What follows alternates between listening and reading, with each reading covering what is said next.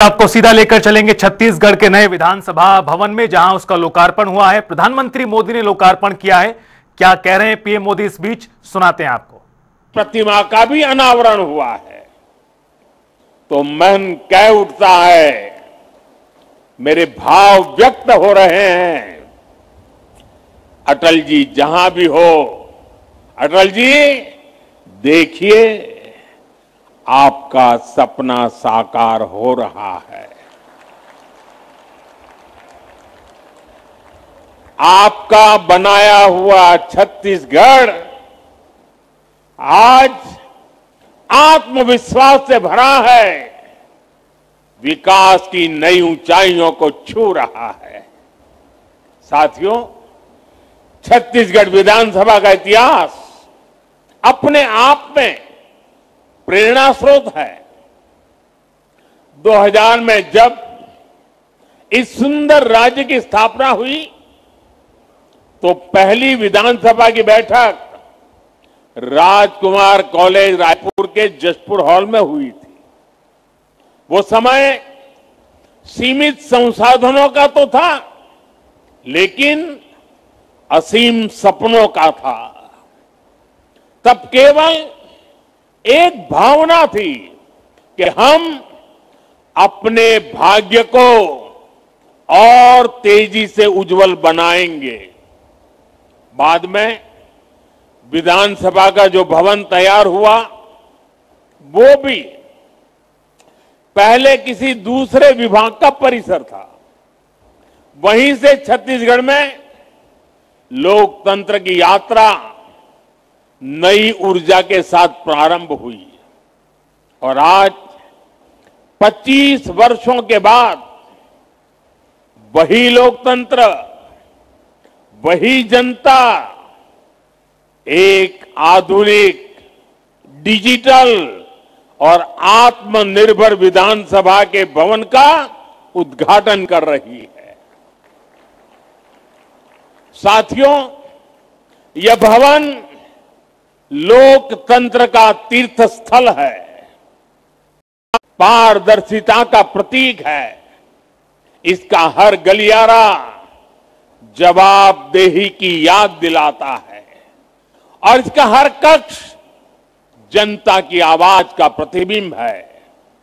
यहां लिए गए निर्णय दशकों तक छत्तीसगढ़ के भाग्य को दिशा देंगे और यहां कहा हर एक शब्द छत्तीसगढ़ के अतीत, इसके वर्तमान का और इसके भविष्य का महत्वपूर्ण हिस्सा होगा। मुझे विश्वास है ये भवन आने वाले दशकों के लिए छत्तीसगढ़ की नीति, नियति और नीतिकारों का केंद्र बनेगा। साथियों, आज पूरा देश विरासत और विकास को साथ लेकर चल रहा है और ये भावना सरकार की हर नीति, हर निर्णय में भी दिखती है। आज देश की संसद को हमारा पवित्र सेंगोल प्रेरणा देता है। नई संसद की नई गैलेरिया पूरी दुनिया को भारत के लोकतंत्र की प्राचीनता से जोड़ती है। संसद परिसर में लगी प्रतिमाएं पूरे विश्व को ये बताती हैं कि भारत में लोकतंत्र की जड़ कितनी गहरी है। साथियों, मुझे प्रसन्नता है कि भारत की यही सोच, यही भावना छत्तीसगढ़ के इस नए विधानसभा में भी झलकती है। साथियों, छत्तीसगढ़ का नया विधानसभा परिसर राज्य की समृद्ध संस्कृति का प्रतिबिंब है। इस विधानसभा के कण कण में छत्तीसगढ़ की भूमि पर जन्मे हमारे महापुरुषों की प्रेरणा है। वंचितों को वरीयता, सबका साथ, सबका विकास, ये भाजपा सरकार के सुशासन की पहचान है। यही देश के संविधान की स्पिरिट है। यही हमारे महापुरुषों, हमारे ऋषियों, मनीषियों के दिए संस्कार है। साथियों, मैं जब इस भवन को देख रहा था तो मुझे बस्तर आर्ट की सुंदर झलक दिखाई दी। मुझे याद है, कुछ महीने पहले थाईलैंड के प्रधानमंत्री जी को मैंने यही बस्तर आर्ट भेंट की थी। बस्तर की ये कला हमारी सृजनशीलता और सांस्कृतिक शक्ति का प्रतीक है। साथियों, इस भवन की दीवारों में बाबा गुरु घासीदास जी का मन खे एक समान का संदेश है, जो हमें सबका साथ, सबका विकास, सबका सम्मान सिखाता है। यहां के हर द्वार में माता शबरी की सिखाई आत्मीयता है, जो हमें हर अतिथि, हर नागरिक का स्नेह स्वागत करने की बात बताती है। इस सदन की हर कुर्सी में संत कबीर का सिखाया सच्चाई और निडरता का भाव है, और यहां की नींव में महाप्रभु वल्लभाचार्य जी का बताया नर सेवा नारायण सेवा का संकल्प है। साथियों, भारत लोकतंत्र की जननी है, मदर ऑफ डेमोक्रेसी है। हमारा आदिवासी समाज तो पीढ़ियों से लोकतांत्रिक परंपराओं को जीता आया है।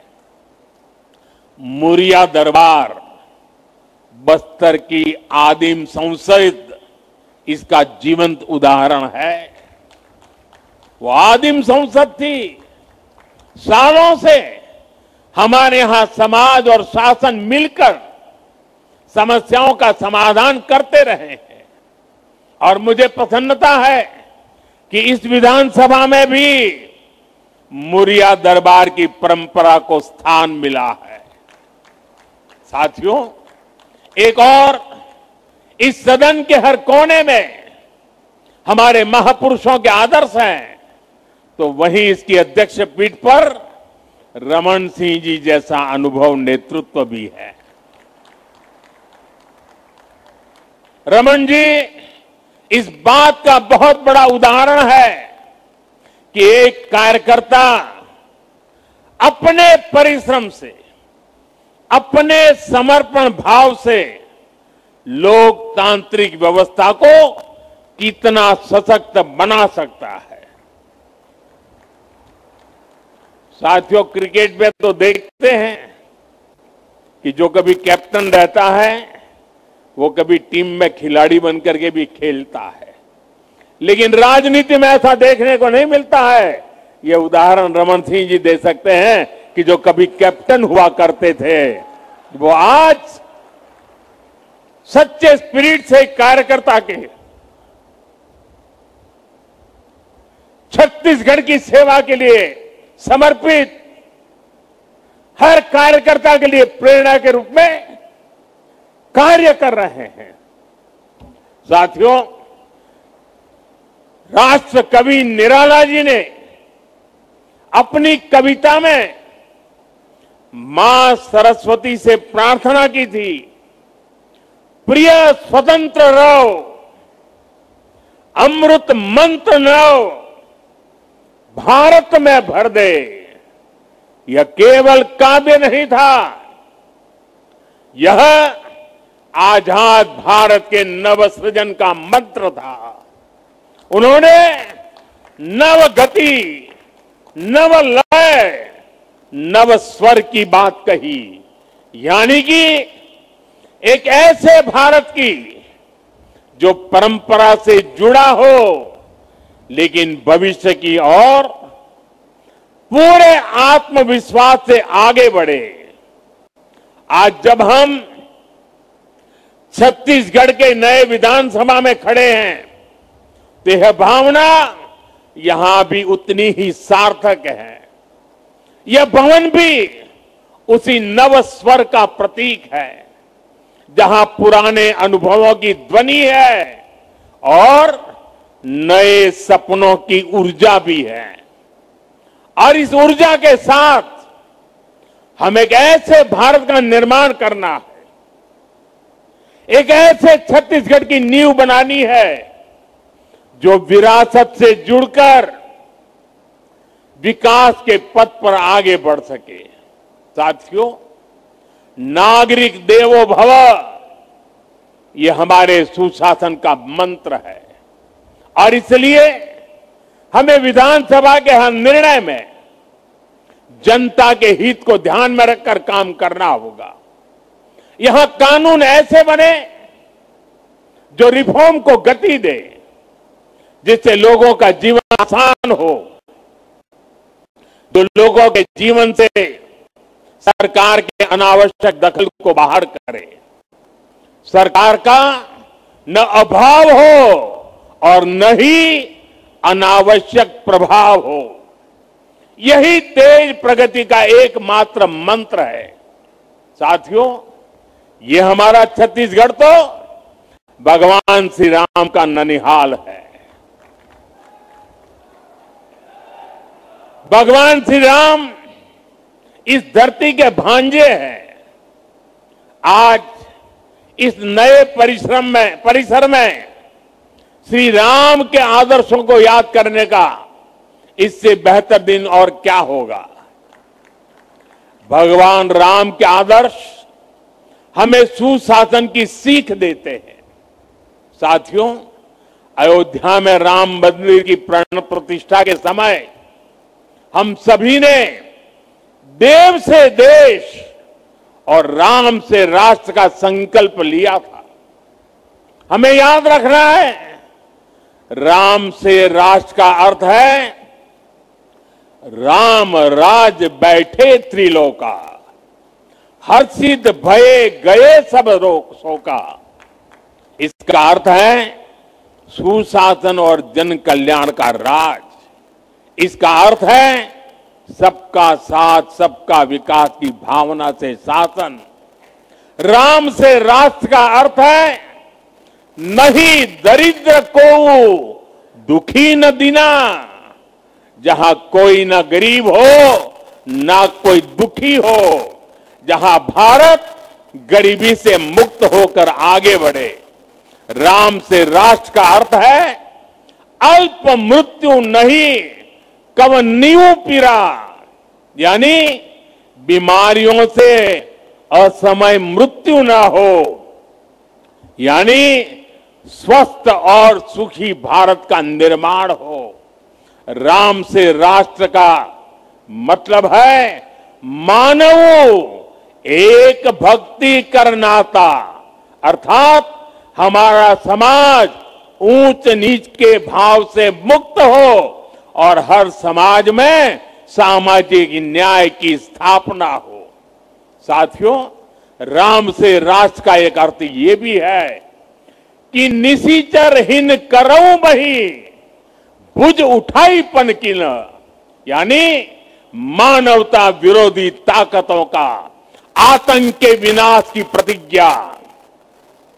और यही तो हमने ऑपरेशन सिंदूर में देखा है। भारत आतंक के विनाश की प्रतिज्ञा करके आतंकियों की कमर तोड़ रहा है। भारत आज नक्सलवाद, माओवादी आतंक को भी समाप्त करने की तरफ बढ़ रहा है। भारत आज अभूतपूर्व विजय के गर्व से भरा हुआ है और गर्व की यही भावना आज छत्तीसगढ़ विधानसभा के इस नए परिसर में हमें चारों तरफ दिख रही है। साथियों, पिछले 25 वर्षों में छत्तीसगढ़ ने जो परिवर्तन देखा है वो अद्भुत और प्रेरणादायी है। कभी यह राज्य नक्सलवाद और पिछड़ेपन से पहचाना जाता था, आज वही राज्य समृद्धि, सुरक्षा और स्थायित्व का प्रतीक बन रहा है। आज बस्तर ओलंपिक की चर्चा देश के कोने कोने में है। नक्सल प्रभावित क्षेत्रों में आज विकास की लहर और सुकून की मुस्कान लौट आई है और इस परिवर्तन के पीछे है छत्तीसगढ़ की जनता का परिश्रम और भाजपा सरकारों का दूरदर्शी नेतृत्व। साथियों, छत्तीसगढ़ के रजत जयंती समारोह का उत्सव अब एक बड़े लक्ष्य का आरंभ बिंदु बनने जा रहा है।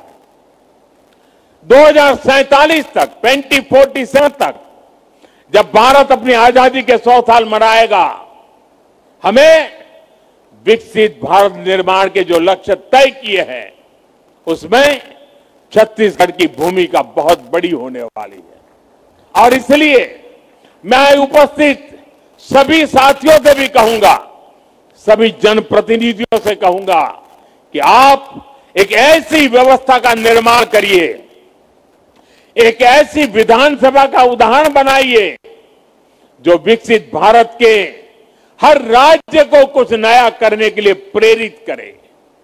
यहां होने वाले संवादों में, यहां पूछे जाने वाले प्रश्नों में, सदन में होने वाली कार्यवाही में, सब में एक श्रेष्ठता लाने का प्रयास हो।